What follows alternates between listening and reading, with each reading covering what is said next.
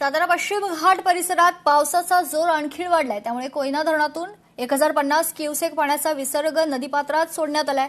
धरणाची पाणी पातळी नियंत्रित ठेवण्यासाठी धरण प्रशासनाकडून खरं तर हा निर्णय घेण्यात आलाय। याचा आढावा घेतलाय लोकशाही मराठीचे प्रतिनिधी शशिकांत सूर्यवंशी यांनी। पाहूयात।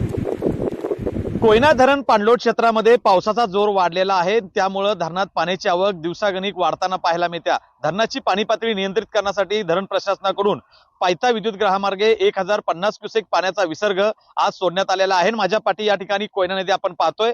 या कोयना नदीमध्ये सकाळपासून पाण्याचा विसर्ग सोडल्यामुळे कोयना नदी दुथडी भरून वाहताना पाहायला मिळते। या धरण क्षेत्रामध्ये पावसाचा जोर वाढलेला आहे आणि त्यामुळे धरणाची पाणी पातळी नियंत्रित करण्यासाठी धरणाच्या वक्र दरवाजातून देखील पाणी सोडण्यात येणार असल्याची माहिती आहे। ती आता समोर आलेली पाहायला मिळते। धरणातील जो पाणीसाठा आहे तो आता 82 टीएमसी पेक्षा जास्त झालेला आहे। त्यामुळे आता 100 टीएमसी कडे धरणात असाच जर पाऊस झाला तर साधारण 5 ते 6 दिवसामध्ये 100% टीएमसी पर्यंत धरण जाऊ शकतं।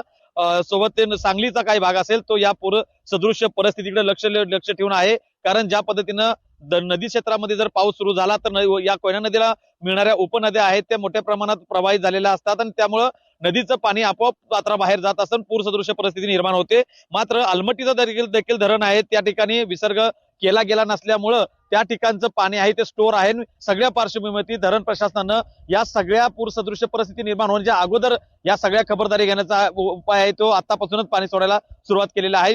ही पाणी जे आहे ते आता साधारण जून महिन्यापासून तांत्रिक जे पाण्याचं वर्ष असतं कोयना धरणाचं ते चालू होतं आणि त्यानंतर आज पहिल्यांदा हे पाणी सोडलेलं आहे। त्यामुळे विसर्गात काही तासामध्ये किंवा काही दिवसामध्ये वाढ होण्याची शक्यता आहे ती या निमित्तानं समोर आलेली आहे। शशिकांत सूर्यवंशी, लोकशाही मराठी, सातारा। लोकशाही मराठी ऐका, पहा, जागरूक रहा।